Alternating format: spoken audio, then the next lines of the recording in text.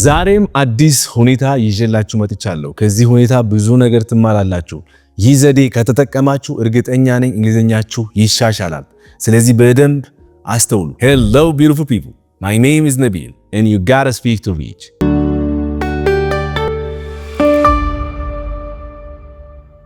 ከዚህ በፊት እንደነገርኳችሁ ያመጣሁላችሁ የመማሪያ ዘዴ በጣም ውጤታማ ከመሆኑም የተነሳ ብዙ ማቃቸው ሰዎች በዚህ ዘዴ የተማሩ እንግሊዘኛቸው የተሻሻለ መጥቷል። ስለዚህ የነሱ እንግሊዘኛ ከተሻሻለ የእናንተም እንግሊዘኛ ይሻሻላል ብዬ አምናለሁ። ዘዴው ምን ይባላል? Situational English ወይም ደግሞ Situational Language ይባላል። ሁኔታን ተመርኩዞ አንድን ቋንቋ መማር ማለት ነው። ስለዚህ እኛም አሁን ፎከሳችን እንግሊዘኛ ላይ ስለሆነ አንድ ሁኔታ እንይዛለን። ከሁኔታው ጋር የሚገናኙ ቃላት፣ ሐረጎች፣ ግሶች፣ Adjectives ብለን ብዙ ሐሳቦች የምንገልጽበት እነዚህ ነገሮች በሙሉ ያው ተነጣጥለው ስለሚቆሙ ተነጣጥለው ከማየት ይልቅ ከዛ በኋላ ወደ ሁኔታውን ስንከታቸው ከዛ በኋላ ስንላቸው በደንብ ሁኔታውን ስለማድረሳ ቃላቶችንም ወይም ደግሞ ሐረጎችንም ወይም ደግሞ ኤክስፕሬሽኖች አይረሱም። ስለዚህ በደንብ አስተውሉና አሁን መጀመሪያ የምነግራችሁ ከዚህ ፊት እንደተለመደው ሁኔታውን በአማርኛ ነግራችኋለሁ። ከዛን ሁኔታውን ካየን በኋላ ደግሞ ወዴት እንሄዳለን ማለት ነው? ወደ ቃላቶች ማለትም ወደ ግሶች እንሄዳለን። ከዛን ናውንስ እንመለከታለን። ከዛን አድጀክቲቭስ እንመለከታለን። ከዛን ኤክስፕሬሽንስ እናያለን። ከዛን በተወሰነ መልኩ ደግሞ ሮል ፕሌይ አለ ወይም ደግሞ ልክ እንዴት ነው እንደ ተዋናይ እንሆናለን ማለት ነው። እኔ አንድ አረፍተ ነገር እላለሁ ወይም አንድ ሐሳብ እናገራለሁ። ቀጥሎ ደግሞ እናንተ ትናገራላችሁ። እንዲሁ ፕራክቲስ እያደረግን በመጨረሻም ደግሞ ያ ሁኔታ በመረዳታችሁ ወይም ደግሞ ነገሩን በደንብ ከተረዳችሁ አንድ ኩዊዝ ይኖራችኋል ወይ አንድ ጥያቄ ይኖራችኋል። በኮሜንት ላይ የምትጽፉልኝ ይሆናል ማለት ነው። ሁኔታው ምን መሰላችሁ? የሆነ ላስት ሳተርዴይን በለው ወይም ደግሞ ባለፈው ሳምንት ቅዳሜ የሆነ ሱፐርማርኬት ትሄዳላችሁ። ስለዚህ ሁኔታው ከሱፐርማርኬት ጋር የሚገናኝ ነገር አለው ማለት ነው። ሱፐርማርኬት ጋር ትሄዳላችሁ። ከዛን ሱፐርማርኬት ውስጥ ስትገቡ በጣም ሰፊ ከመሆኑ የተነሳና ሱፐርማርኬቱ አዲስ ነው ለእናንተ። ገባችሁ። ከዛን ቡና ፍለጋ ጀመራችሁ። ቡና ስትፈልጉ አጣችሁ። በመሃል አንድ እዛው የሚሰራ አንድ ግለሰብ ታገኛላችሁ። የሱፐርማርኬቱ አንድ ሰራተኛ ማለት ነው። ስታገኙ ከዛ በኋላ ቡናው እዚህ ጋር የሆነ ፈኒ ነገር ይፈጠራል። ማለት የፈለጋችሁት ቡናው የት ነው ማለት ስትፈልጉ የት ነው ቡናው የደበቃችሁት ትላላችሁ።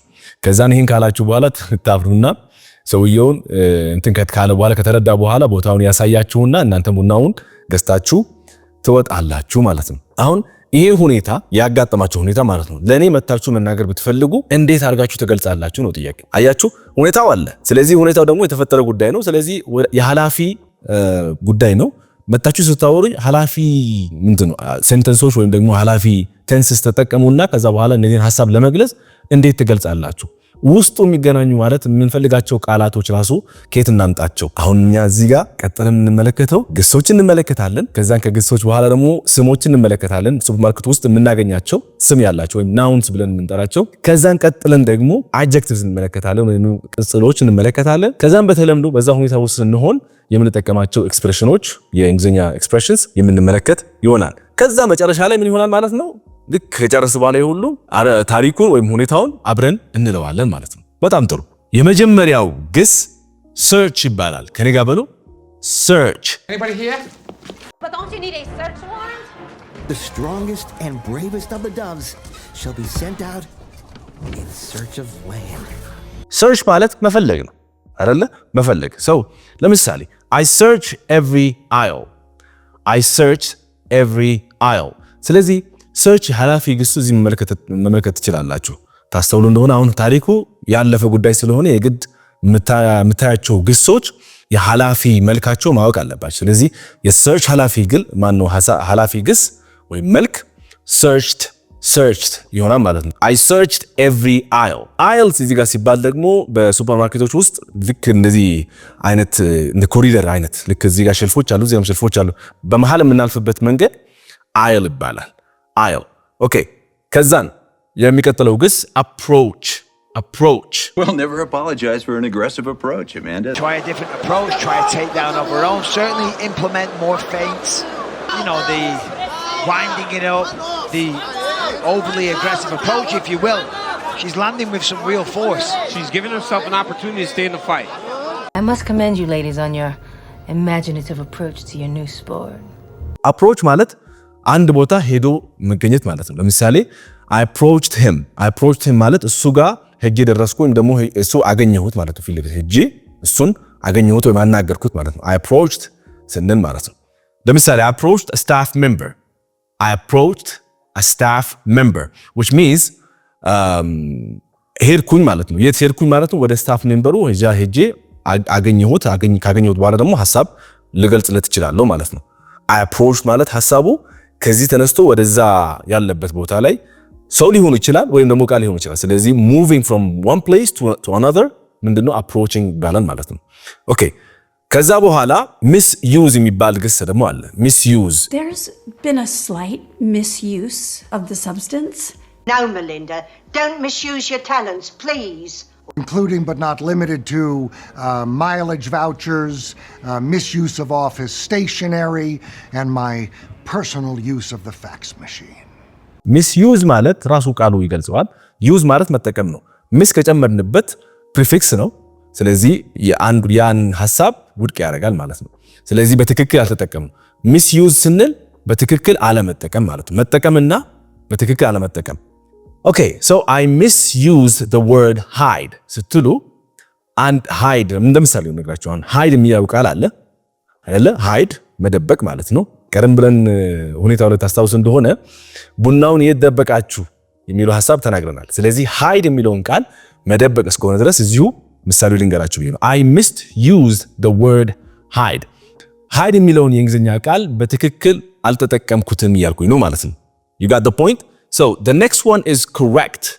Correct, Jeremy. It's like the ones they see in the advertisements of your politically correct magazines. There's a great deal of money to be made, and my thought was, anyone in on the ground floor stands to profit hugely, assuming our predictions are correct. And the CIA placed you with Drax, correct? ድጋሜ ከኔ ጋር pronunciation በዛው ተለማመዱ ብዬ ነው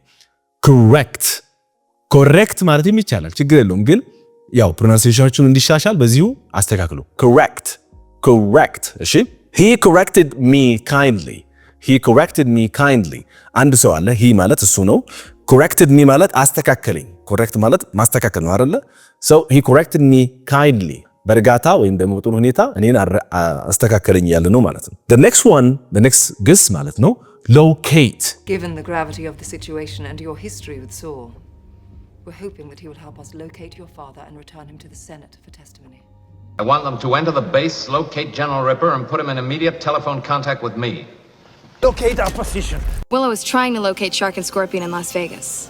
Locate ማለት ማግኘት ወይም ደግሞ find ማድረግ ማለት ነው ያን ነገር ማግኘት ወይም እንትን ማድረግ ነው ሎኬሽኑን አግኝታችሁ መሄድ ማለት ነው locate ማለት ማግኘት እናንተ ራሳችሁ አንድ ነገር ማግኘት ትፈልጉ ለምሳሌ I couldn't locate the coffee ማለት ቡናውን ማግኘት አልቻልኩም ያላችሁ ማለት ነው which means find የሚለውን ቃል ራሱ ሊተካ ይችላል so I couldn't find the coffee ካላችሁ ተመሳሳይ ትርጉም አለው I couldn't locate the coffee I couldn't find the coffee locate ግን በሎኬሽን ዋይዝ በማለት ነው ያው ከሎኬሽን የመጣ ቃል ስለሆነ ነው ቀጥለን የምንመለከተው apologize የሚለውን apologize ታውቁታላችሁ ይቅርታ ማለት ነው Next session I'll apologize to all the moms. I just wanted to apologize for last night.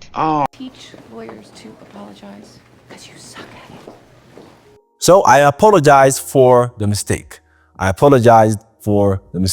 የተሳሳትኩት ስህተት ይቅርታ ጠየቅኩኝ ማለት ነው አሁን ወደ ወሳኙ ነጥብ እንላለን ሱፐርማርኬት ውስጥ የምናውቃቸው ወይም ደግሞ ይጠቅሙናል ብለን የምናስባቸው አሁን ታሪኩን ለመግለጽ ወይም ሁኔታን ለመግለጽ የሚጠቅሙን ስሞች አሉ እነሱን እንመለከታለን የመጀመሪያው noun aisle ቀደም ብዬ ነግራችኋለሁ aisle ማለት it's just መንገድ ማለት ነው ግን ሱፐርማርኬት ውስጥ መንገዶች አሉ በመንገዶች መሃል ደግሞ ሼልፎች አሉ ስለዚህ በመናልፍበት መንገድ በሙሉ ያ aisle ይባላል all right so the coffee was in the last aisle ቡናው በመጨረሻው መንገድ ወይም ደግሞ aisle ላይ ነበረ ያለ ነው ማለት ነው ወይም ኮሪደር ብለን እናስበው ቀጥለን የምንመለከተው noun በጣም አስፈላጊ ነው clerk ይሄ ያው በተለምዶ ነው clerk ግን ዋናው staff member which means አንድ ቦታ ላይ ሱፐርማርኬት ሊሆን ይችላል ሌላ መስሪያ ቤት ሊሆን ይችላል staff member ማለት ከዛ ቦታ አንድ ሰራተኛ ማለት ነው እዛው ተቀጥሮ የሚሰራ ሰው አንድ ሰው እስካገኛችሁ ድረስ ያ staff member ወይም ደግሞ በሱፐርማርኬት ላይ ስንወስድ ደግሞ clerk ይባላል clerk በጣም ጥሩ። ስለዚህም I asked a clerk for help. I asked a clerk for help. አንድ አስተናጋጅ ወይም አንድ የሱፐርማርኬት ሰራተኛ እንዲያግዘኝ ጠየቅኩኝ ማለት ነው። alright የሚቀጥለው ትሮሊ ወይም ደግሞ ካርት። ትሮሊ አሊያም ደግሞ ካርት ሁለቱንም ያው ስያሜዎች ስለሚለያይ ማለት ነው። ትሮሊ ማለት ይሄ እንደ ጋሪ የምንገፋው ነገር ማለት አለ። እንደ ጋሪ የምንገፋው ነገር አለ አይደለ? ሱፐርማርኬት ውስጥ ስንገባ የገዛናቸው እቃዎች የምናስቀምጥበት ትሮሊ ይባላል፣ አሊያም ደግሞ ካርት ይባላል። ሁለት ስያሜ ስላለው so I pushed my cart around. I pushed my cart around. ካርቴን ወይም ደግሞ ይሄ ትሮሊ ወይም ጋሪውን የዞርኩኝ ነበረ ሱፐርማርኬት ውስጥ እያልኩኝ ነው ማለት ነው። alright the next one section ማለት ክፍል ማለት ነው። እያንዳንዱ ሱፐርማርኬት ውስጥ ካያችሁ በላይ የሚንጠለጠል እንደ ማስታወቂያ ነገር ወይም እንደ ባነር ነገር አለ። ያ ነገር ነው ይዞ የሚጻፍበት። ለምሳሌ የቤት እቃዎች፣ የጥራት እቃዎች ምናምን ተብሎ የሚቀመጥበት ሰው እያንዳንዱ ክፍል በስም ተሰይሟል። ስለዚህ that's a section ይባላል ማለት ነው። the next one is product ይባላል። product ማለት ምርት ማለት እኮ ነው። ምርት ሰው እስኪ ምሳሌ እንመልከት። I couldn't find the product I wanted. I couldn't find the product I wanted. የፈለኩትን ምርት ማግኘት አልቻልኩም እያልኩኝ ነው ማለት ነው። ከዛን ሼልፍ ታውቁታላችሁ፣ ወይም ከባድ አይደለም። ሼልፍ ማለት እነዚህ ሙሉ የሚቀመጥባቸው ነገሮች ላይ እንደ ሼልፍ የሚቀመጡት እነሱ ሼልፍ ይባላል። so it was hidden on the top shelf. It was hidden in the top shelf. የሆነ ነገር አለ ብለን እናስብ። ቡናን በለው it ማለት ቡናን ይተካል ማለት ነው። it was hidden ቡናው የተደበቀው የት ነበረ? on the top ማለት ላይ ያለውን ሼልፍ ማለት ነው። ተደብቆ ነበረ እያለ ነው ማለት ነው። see that's በቃ እነዚህን ከተረዳን ከዛ በኋላ ደግሞ አሁን እነዚህ ኤክስፕሬሽኖች ምናምን ስንመለከት ሁኔታው መግለጽ እንችላለን ማለት ነው። ቀጥለን የምንመለከተው ስሜት የሚገልጹ adjectives እንመለከታለን ማለት ነው። የመጀመሪያው polite ታውቁታላችሁ። polite ማለት politeness ወይም ትህትና ማለት ነው። But do be polite and laugh at the appropriate intervals. I tried to be polite when your protege accused me of not doing my job with Leonard Bailey. Because it's polite. So he was polite. Let's say the guy who helped you. ቀደም የእንትኑ የክለርክ ብለን ያነሳነው ሰውዬ ያገዛችሁ ስታፍ ማለት ነው። ፖላይት ነበር ወይም ትሁት ነበር። ከዛን he was polite ትላላችሁ። ትሁት ነበረ። she was polite. ትሁት ነበረች። እንዲህ ማለት ትችላላችሁ። ቀጥሎ የምናየው helpful.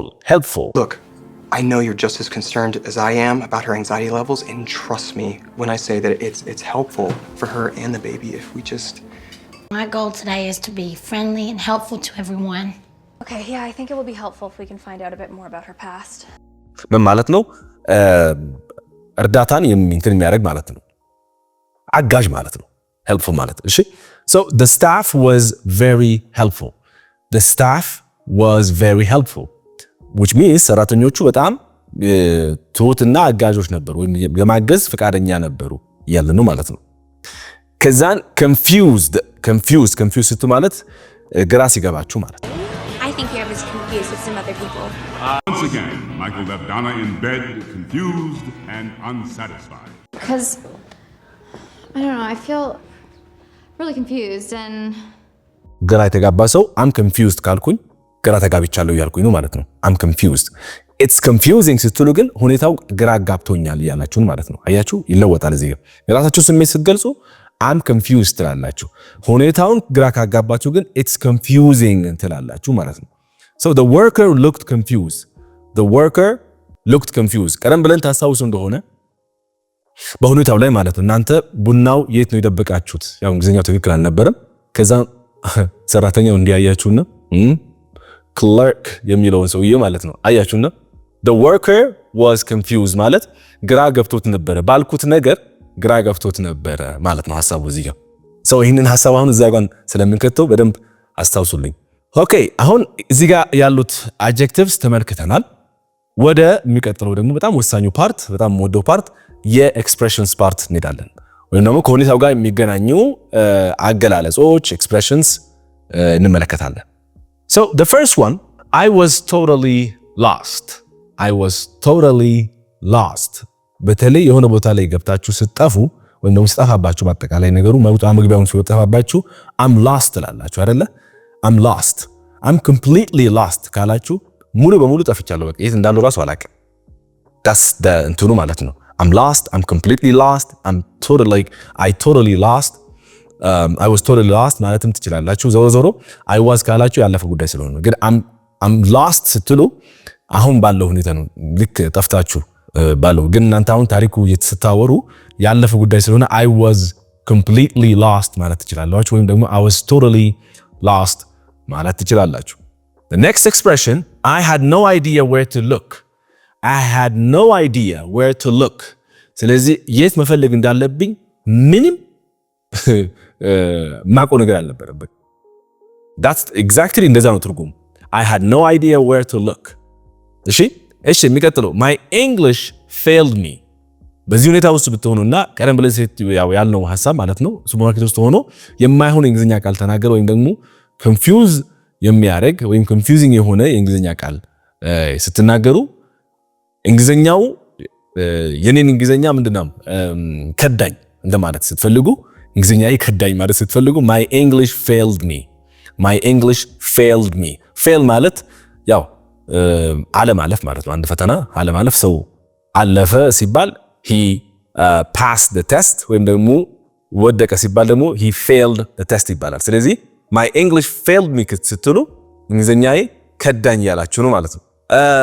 ሁኔታውን በጣም አስቂኝ ነበር ወይም ደግሞ ምንድነው awkward ይባላል በእንግሊዘኛ። በአማርኛ ላመጣው አልቻልኩም። አስገራሚ አይደለም ወይም አስደንጋጭ ሊሆን ይችላል አልመጣልኝም። ኤግዛክትሊ ቃሉን እናንተ ካወቃችሁ በኮሜንት ላይ ጽፉልኛላችሁ ያወቀው ሰው። So that was awkward. awkward ማለት ያው እንዳልኳችሁ ነው። ሐሳቡን ስላልመጣልኝ ነው በደንብ ታርጉልኛላችሁ ኮሜንት ላይ ጽፉልኛላችሁ። ከዛን lesson learned ከዚህ ቤት ይነገራችኋለሁ ብያስባለሁ። lesson learned ማለት አንድ ነገር ስተት ስታረጉና ከስተቱ ትምህርት ስትማሩ if you say this እንደዚህ ብትሉ lesson learned ካላችሁ ማለት ከስተቴ ተምሬያለሁ እያላችሁ ነው ማለት ነው። got it? So this is the expressions and the ምንድነው helpful phrases ከዚህ ሁኔታ ጋር የሚጠቅሙን expression እና phrases ተመልክተናል ማለት። አሁን ወደ role play እንሄዳለን። እናንተ ሱፐርማርኬት ውስጥ ገባችሁን በልና ከዛ እኔ ደግሞ ክለርክ ነኝ ወይም ደግሞ አጋዥ ነኝ እዛው ስታፍ ነኝ ላግዛችሁ አለው። ከዛ እናንተ ትጀምራላችሁ ከዛ እኔ እቀጥላለሁ ማለት ነው። አሁን በቀይ እናንተ ትላላችሁ በቢጫ ደግሞ እኔ የምለው ነገር። ስለዚህ እናንተ ትጀምራላችሁ። የእናንተ ተራ ጀምሯል ቀጥሉ። Coffee, sure. It's in aisle 6 next to the tea. Coffee, sure. It's in aisle 6 next to the tea.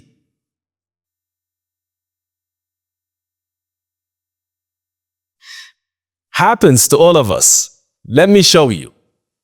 Happens to all of us. Let me show you. Good job.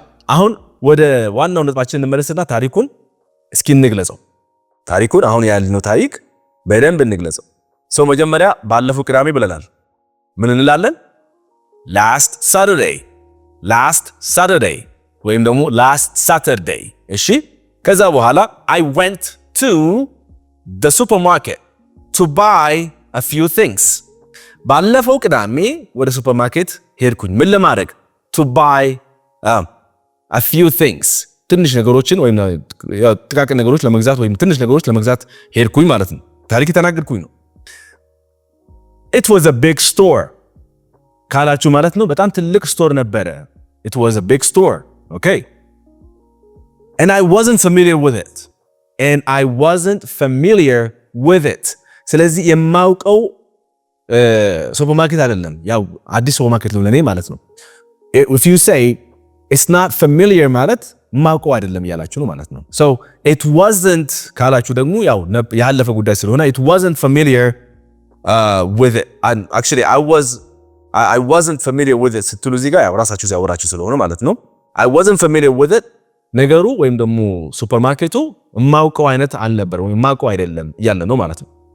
I wanted coffee ቡና ነበር የምፈልገው የነበረው but I couldn't find it anywhere ነገር ግን የትም ቦታ ላገኘው አልቻልኩም ያላችሁ then ከዛን so I went to ask a worker or a clerk እሺ so I went to ask a worker ስለዚህ ሄድኩኝና so I went ሄድኩኝ የት ምን ለማድረግ to ask a clerk ወይ ደግሞ a worker እዛ ያለው ሰራተኛ ለመጠየቅ I wanted to say where can I find coffee ማለት የፈለኩት ቡና የት ላገኝ እችላለሁ ወይም ቡናው የት ነው ማገኘው ማለት ፈልጌ ነገር ግን ያልኩት ምንድነው but instead ስትሉ ደግሞ ነገር ግን በተቃራኒ የተፈጠረው I said where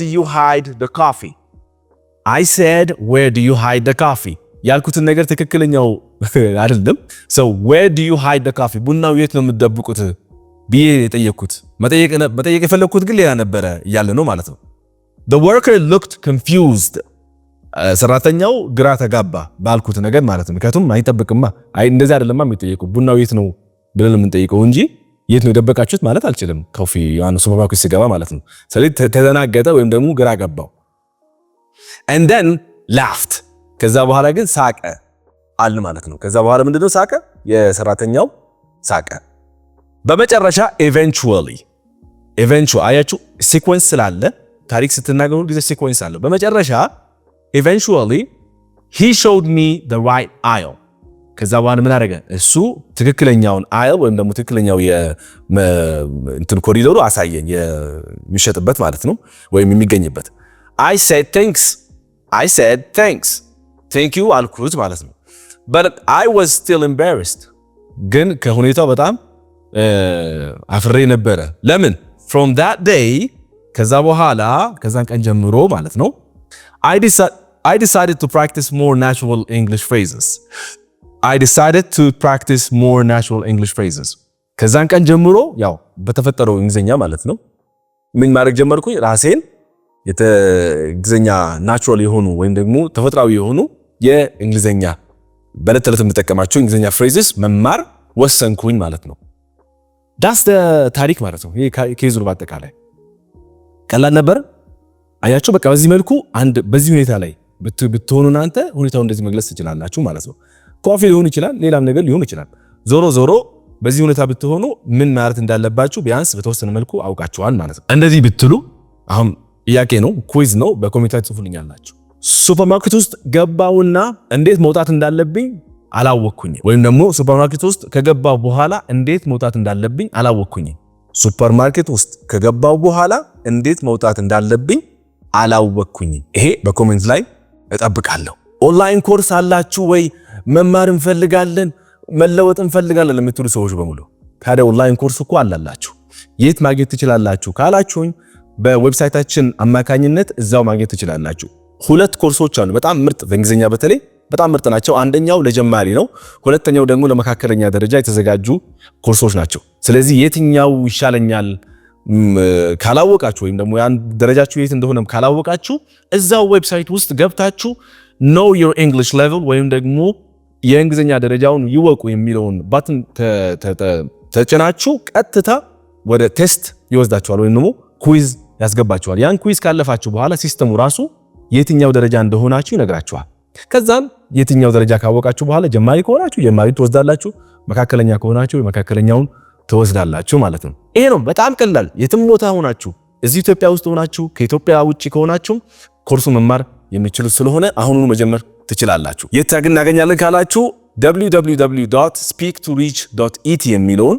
ድረገጽ ጎብኙ አሊያም ደግሞ በዲስክሪፕሽን ላይ አስቀምጥላችኋለሁ የዛሬው ትምህርት ግን በዚሁ ተጠናቀቀ ለሚቀጥሉ ደግሞ አዲስ ትምህርት ይዤላችሁ እመጣለሁ እስከዛው በቸር እንቆይ ሰላማችሁ ይብዛልኝ